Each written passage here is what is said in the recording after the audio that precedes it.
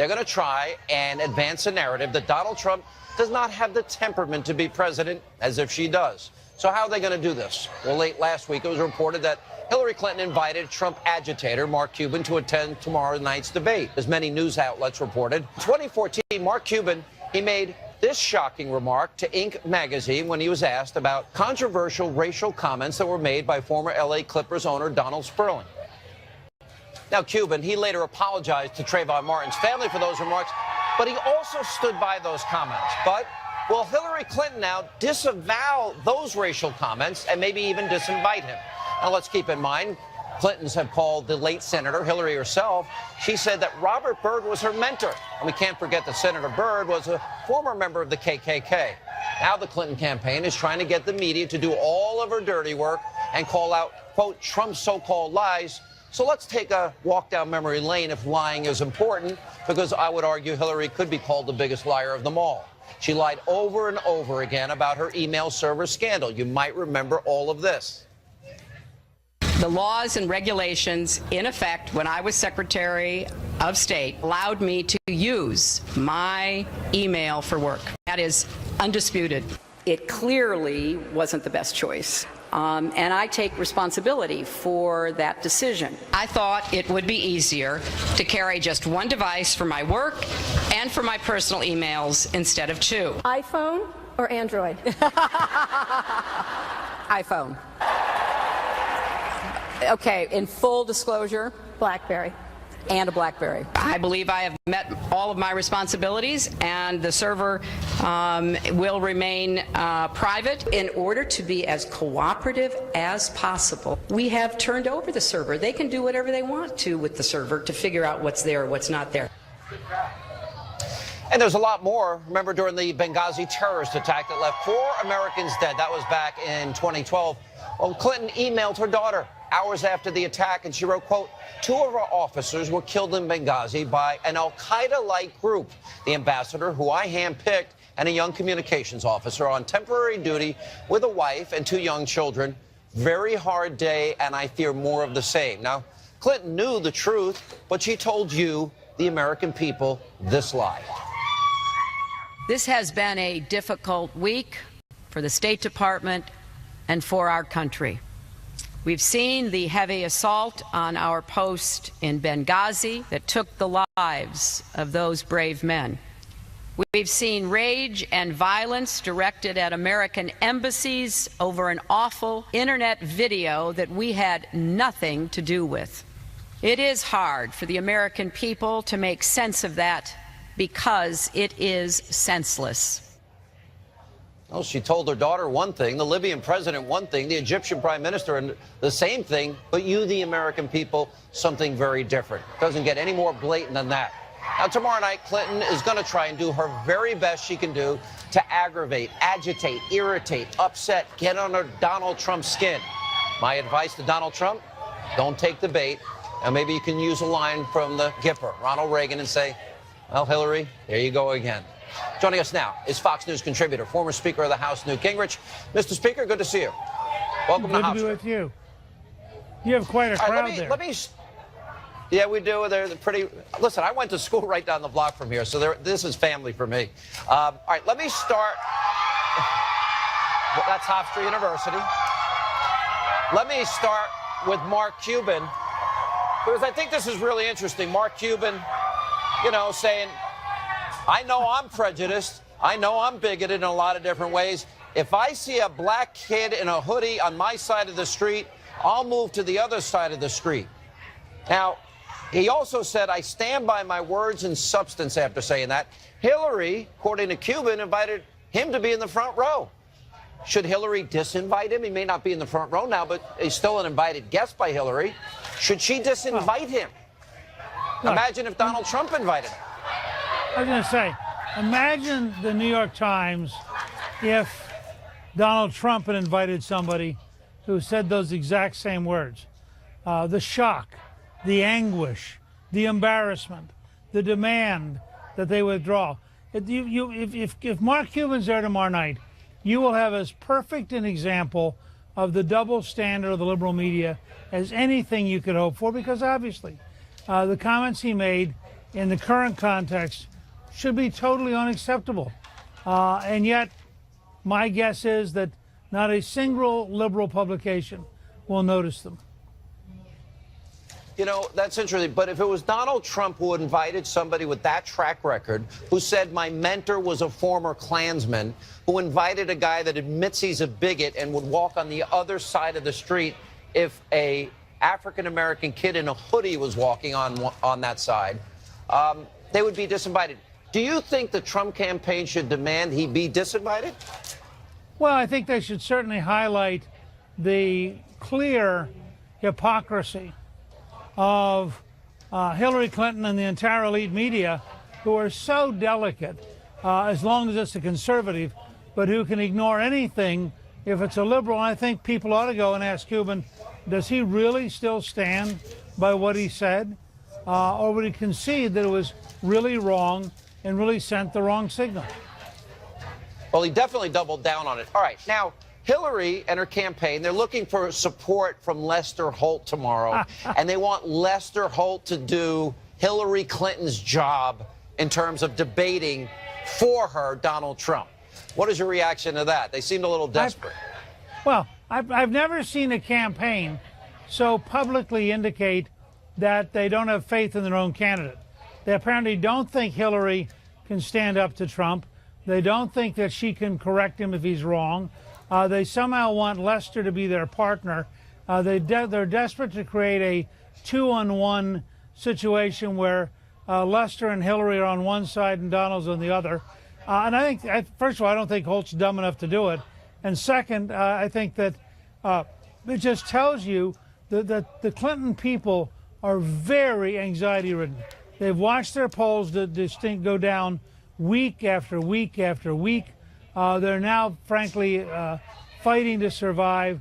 And this is her first big test. And in the past, she hasn't done very well with big tests. So it'll be interesting to watch tomorrow night. I'm like you in that I'm really looking forward to this debate. Is one of those things that I'm looking the rest of your life, you know. Yeah, listen, I think we may have 100 million people watching this. Let me ask if you agree with this thing. Do you agree with me that Hillary, she says she's going to advance Obama's economy and same economic agenda. She can't run on foreign policy. She can't run on honesty and trustworthiness. So my question is, do you agree that she's going to spend a lot of time tomorrow night trying to, well, aggravate Donald Trump? Is that the strategy they've adopted? Well, certainly everything they've said publicly would indicate that that's going to be their desire.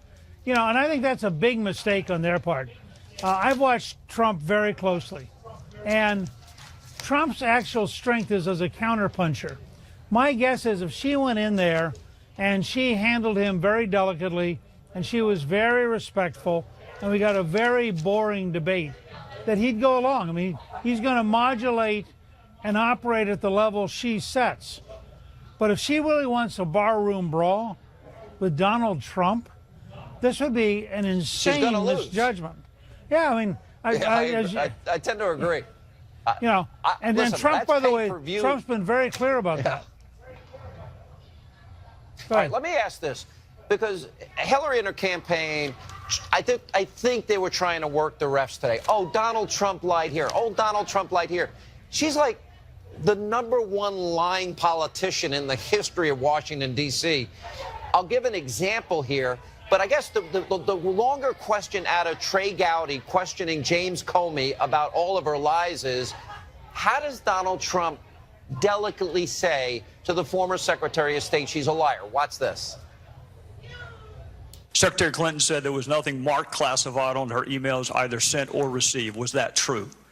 That's not true. There were a small number of portion markings on, I think, 3 of the documents. Secretary Clinton said I did not email any classified material to anyone on my email. There is no classified material. Was that true? There was classified material emailed. Secretary Clinton said she used just one device. Was that true? She used multiple devices during the 4 years of her term as Secretary of State. Secretary Clinton said all work-related emails were returned to the State Department. Was that true? No, we found work-related emails, thousands, that were not returned. Secretary Clinton said her lawyers read every one of the emails and were overly inclusive. Did her lawyers read the email content individually? No. All right, so my question is, Hillary's made honesty and lying an issue now going into this debate. If you're Donald Trump, how do you point out she lied about Benghazi, she lied about her email server, and lied about a lot of other issues? Look, I think his greatest strategy would be to be respectful and slightly lower key than people expect. So I think, for example, if he says, you know, that's simply not true, as opposed to you're a liar. If he says, how can you possibly say that given what the director of the FBI has already said? I mean, I think he wants to be pulling her out rather than attacking her. And where possible, he wants to be making fun of her. Just to say, for example, you know, nothing the director of the FBI has said agrees with what you just said. How do you explain that? I think that kind of keeping her on defense. You're a lot nicer than me. I think I'd be more blunt, but I think it's good advice. So I think you should listen to you. But yeah, I can be blunt, but I want to be effective. And I think you don't want Trump to be the issue. You want Hillary to be the issue because she is the liar. Well said. And I do remember, look, you went after people in debates. That's Mickey Mouse, what you're asking me. You didn't hold back at all. But stay right there. We'll have more with Newt Gingrich right after this break.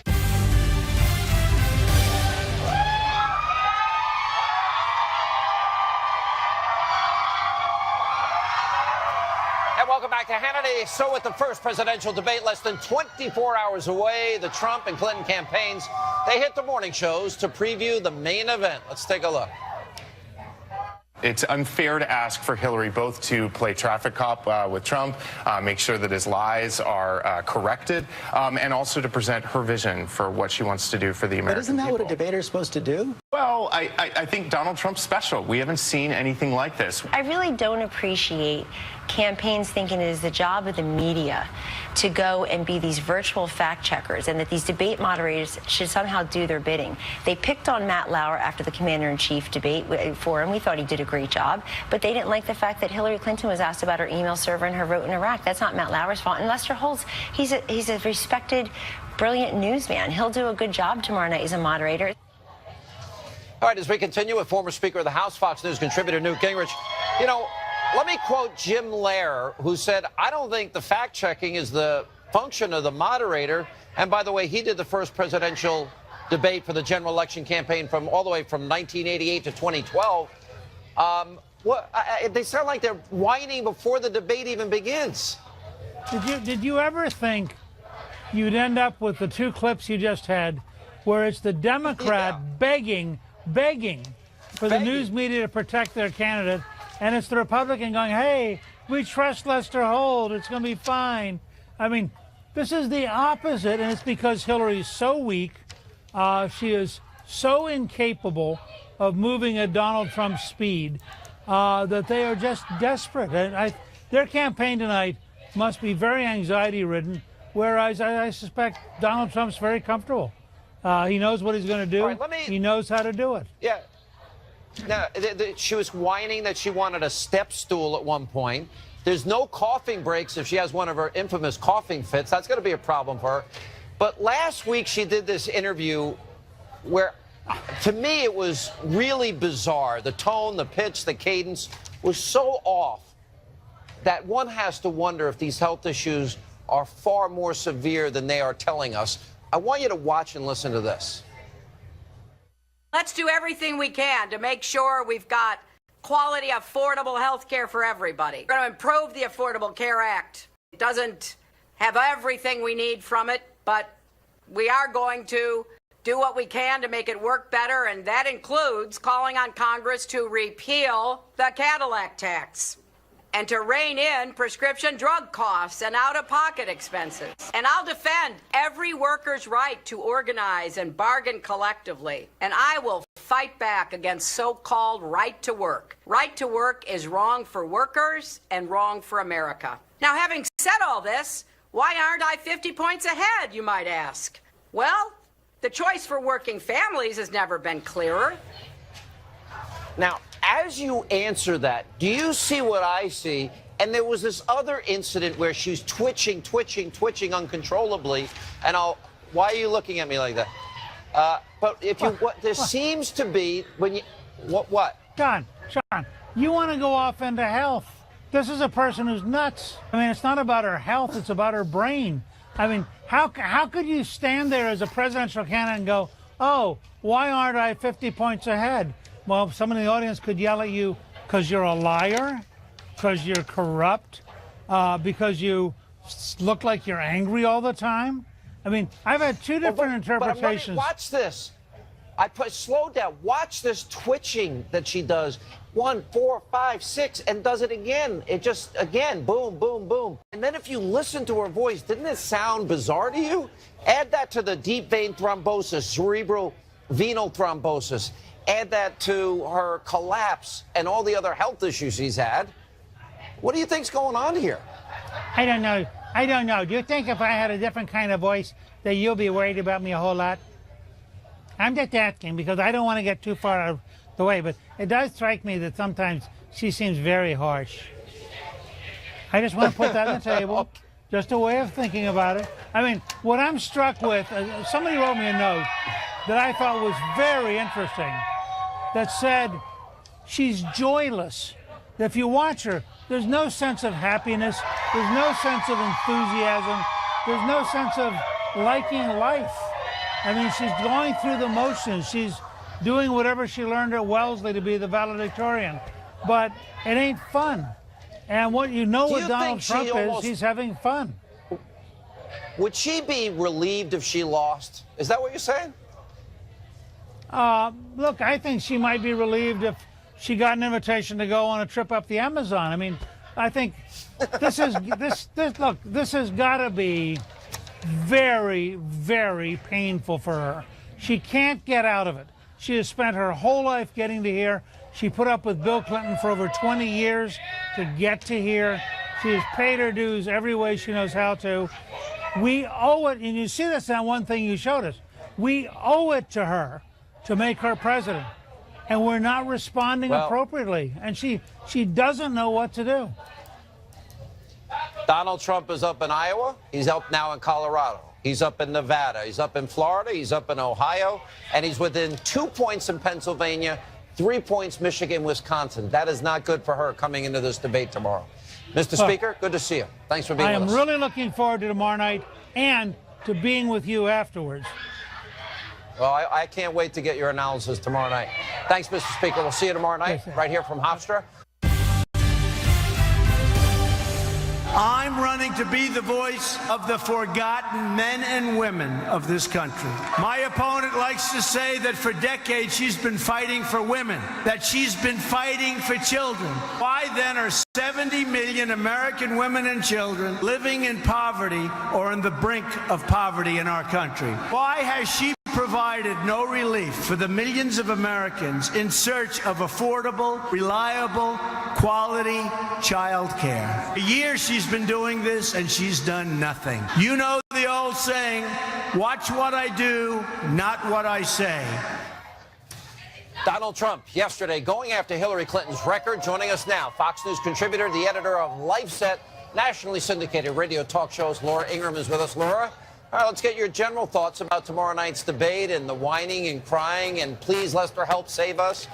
What's your reaction? I think, Sean, that this is a moment for Trump to reassure the public, those in the middle who are still not quite sure about him, not sure if he's trustworthy to have his finger on the button, and just allay the concerns of women who want to vote Republican but are not quite there.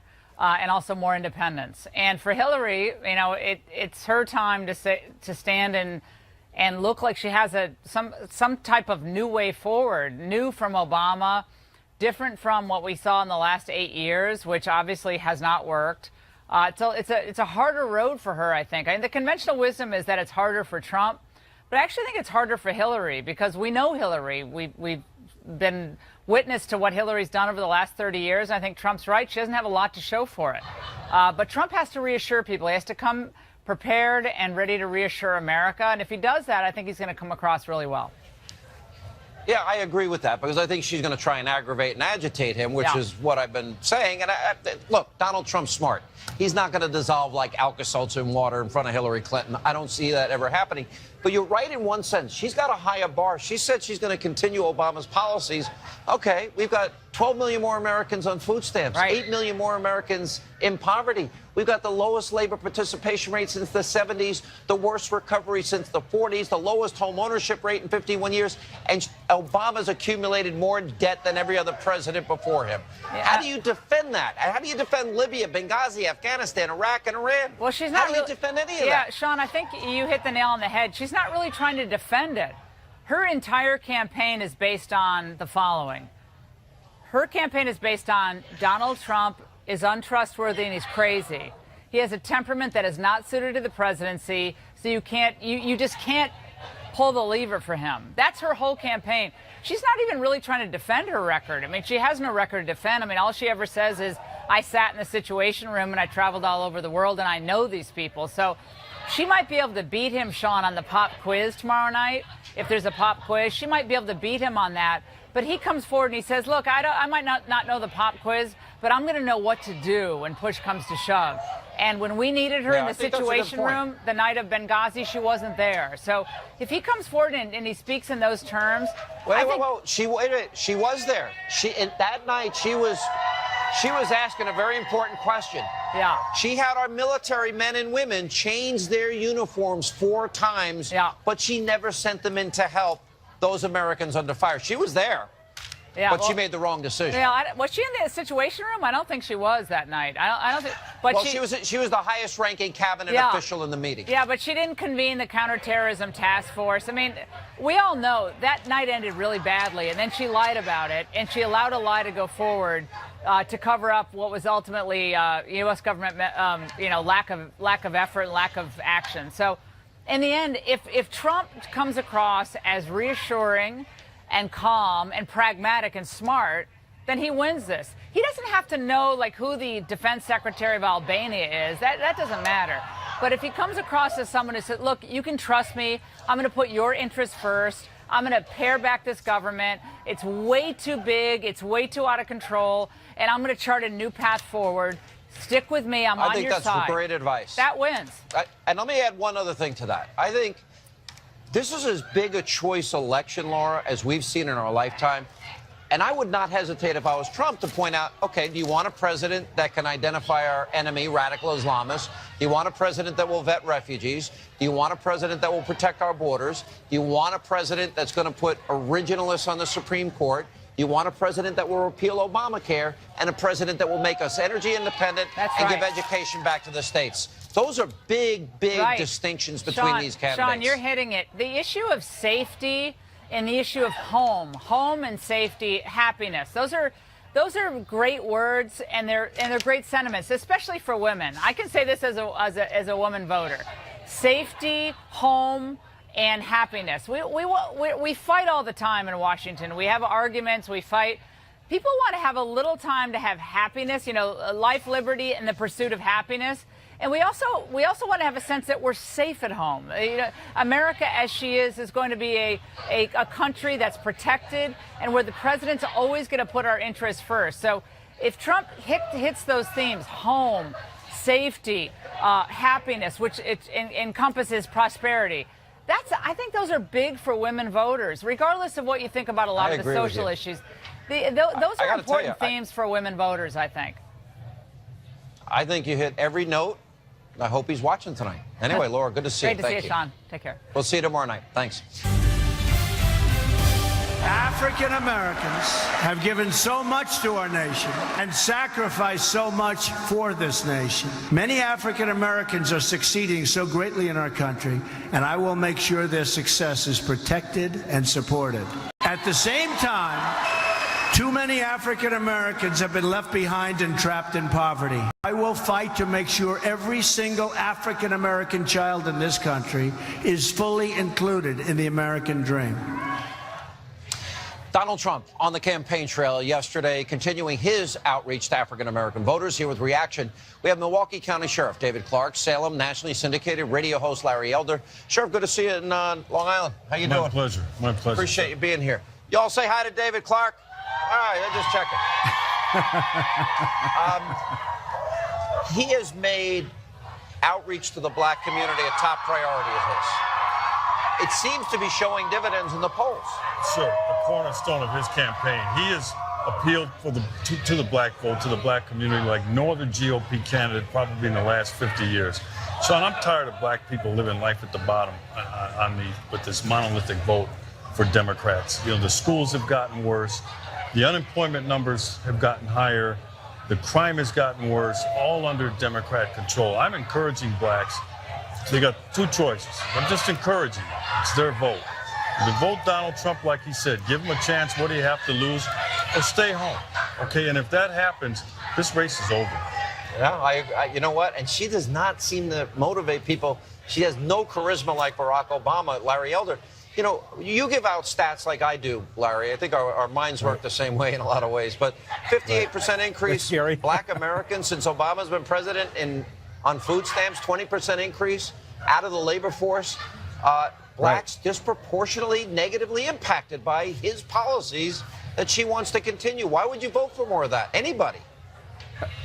Yeah, that's a great question. And, you know, Sean, you are absolutely right. In order for Hillary to win this debate, she has to get under Donald Trump's skin, characterize him as some sort of lunatic. And I posted right before I came on your show 10 ways I thought Hillary was going to do it, 10 things she's going to drop on Donald Trump, including the allegation that he's sexist, that he's xenophobic, that he mocked a handicapped reporter, and, of course, that he's racist. And I suggest 10 ways he ought to respond. And he ought to respond exactly as the sheriff did. Talk about the economy. Under this president, black net worth is down, black home ownership down, black equity is down, black poverty is up, the so-called wealth gap between a black family and a white household hasn't been this wide in 25 years. He ought to talk about how laws like minimum wage has damaged prospects for teenage black people. Jared Bernstein is Vice President Joe Biden's economist, for crying out loud. He says a $15 minimum wage is too high. And talk about how immigration has taken away jobs. There's a movie called Car Wash that was in the 70s where all the people working at a car wash, not far from where I live, Sean, they were all black. Those jobs are now taken by illegal aliens. And talk about school choice. The Democratic Party will not let a black parent or a brown parent take their kid out of a bad, underperforming public school and put them into a better school. Now, if education is a route towards the middle class, who's standing in your way and who's opening the door for you? It's the Republican Party that's opening the door. These statistics are real people, real lives, needless suffering, failed government. Sheriff Clark, it seems to me the Democratic Party takes black Americans for granted in this sense. They come calling every 4 years, and they want the vote. Show me where the results are. And then after the election, they tell them to get back in the basement until the midterm elections. The exploitation of black people has got to stop in terms of the electoral politics here. Like I said, they've been lied to for 50 to 60 years, ever since the war on poverty. Nothing's gotten better for the black community, for black life. So I think it's high time. And I think that it's what a unique opportunity that Donald Trump stepped in. And, I mean, who would have guessed it, right? But I think it's been effective. I'm not predicting a seismic shift right now, but I'll tell you what. Black people in the community are listening, and if they're listening, there's a chance. And it only needs to shift a few points. Listen, polls show he's getting that. Larry, we'll give you the last word tonight. Yeah. And Sean, there's a marvelous YouTube video with Malcolm X chastising black people in 1964 for voting 80% for the Democratic Party and not getting a civil rights bill. What would he say about black people voting 95% for a man when the number one reason that blacks voted for him was not because he was black, was because they thought he would improve the economy? He has failed, and he called black people political chumps for doing the same thing again, even though they've been double-crossed. They have been double-crossed. The primary reason that Obama was put there by black people is because of the economy. He has not delivered. Don't be a political chump. All right, guys, good to see you both. Sheriff, we'll see you tomorrow night. Thank you, sir. Larry, always good to see you. Thank you. And welcome back to Hannity. So, as the candidates, they get ready to face off in the first presidential debate tomorrow night, new polls show the race is extremely close. In the latest ABC News, Washington Post national poll, Trump and Clinton are virtually tied in a four-way race among likely voters. Among registered voters, the race is tied at 41. Here with reaction, former Clinton pollster, Fox News contributor Doug Schoen, Fox News senior correspondent Geraldo Rivera, Washington Examiner contributor Lisa Booth. All right, but it's worse than that, Doug, in this sense. Trump up in Iowa, Trump up in North Carolina, Trump's winning Florida. Aggregate poll numbers, he's winning Ohio. You forgot he's Pennsylvania. Pennsylvania, 2-point race. Yeah, I know. Wisconsin and Michigan, 3 points, and Nevada.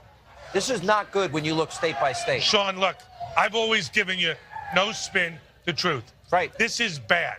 This is a tied No. race. This is good for the country. Bad for Bad Hillary. for your candidate, yeah. The movement in the swing states, all to Donald Trump, the national polls to Donald. If he is able to be presidential, not take the bait tomorrow night, he will at the very least get a slight bump. And Secretary Just Clinton, doing that. Secretary Clinton, just not taking her bait. right. And Secretary Clinton's got a huge challenge, Sean, of taking him out and taking him down with the kind of attacks that Larry Elder was talking about. Will it work? I don't think so, but that's the game. Geraldo? I think that Donald Trump, I've known forever. Incidentally, my sister Irene taught here at Hofstra University, 15 miles where I grew up. He's got to be a movie star. He can't lose that. It was that charismatic confidence that got him here. If he goes all wonky, she's going to walk all over. He's not going to go wonky. But he can't be boring. He can't give us that monotone that he sometimes When has Donald does. been boring? He can't give the monotone he sometimes does. He couldn't be boring in his sleep, Geraldo. Let's be honest here. She's going to be cutting. She's going to be going after him. Yeah, but She's she gonna then be runs. provoking But him. she runs She's the gonna risk of try to being get mean him. and non-substantive. Well, I don't think that she's going to be mean. She's going to say things that are very, very provocative. And though, that he has to he's a respond to. counterpuncher. He'll hit back. Well, and tomorrow's a huge opportunity for Donald Trump, because you look at over 100 million people that are estimated to be watching. Hillary Clinton has been killing him on TV in battleground states, and this is a massive opportunity for Donald Trump to reach voters that maybe haven't heard from him But wait a minute, as much. but those ads aren't working, are they? No, but this is a good opportunity for him, Sean, to reach those voters. And Donald Trump does better when he's the one that's controlling the narrative. And I know that's what we're going to see tomorrow night if he stays on message of being able to drive the narrative, control the narrative, and put Hillary Clinton on the defense. And if you look at the country right now, Sean, CBS News had a poll of the battleground states and found that 55% of voters, they wanted big changes for the economy, for politics. You look at other polls from Quinnipiac University He's the where change people want candidate. radical change. He's Sean, the change candidate, and has she is to status say, quo. He has to come back to change and corruption all the time. In the same way, Hillary needs a vision, an agenda, and some idea where she's going to take the country. While that is all true, there are vulnerabilities in both candidates. If she goes after him, his business acumen, and she says, what about these bankruptcies? What about these people who allege that you cheated them out of this or that? He's got to respond confidently, factually, and then put her on the defensive with the crooked Hillary. But he will have his hands full, as Bernie Sanders did. People were shocked that the charismatic socialist was really battled to a draw by Hillary in these debates. I'll be honest, I thought he did much better in the debates against her. And I'll tell you, you keep looking at these videos, and the video last week, she does not look well, in my opinion. There's something wrong with her tone or pitch or cadence. Well, and I think it's important for Donald Trump, too, to not pretend like he's a politician, because that's what people like about him. They like the fact that he is the outsider candidate. So, yes, I think he should have some understanding and a substantive understanding of the issues, but he shouldn't try to be her. He shouldn't try to be the politician. And So he shouldn't go out of his way to be somebody he's not. He doesn't have to be wonkish, as Geraldo exactly. said. And if she does try to do some sort of pop quiz scenario with him, all he has to do is say, I've not been a politician. Like you. Right, and I'm here to change things. I'm a builder, and I change things. And a job that's creator. what I'm here to do. Does she ask him what NATO stands for? The nuclear triad. Who's the prime minister? I think that's a very bad idea for her. Why? Because it makes her look like she's an inside Washington I agree with you. politician. If I were her, stay even, talk about her issues and themes, and make the case I got a question. that Trump is If she has a coughing fit, does Donald Trump walk over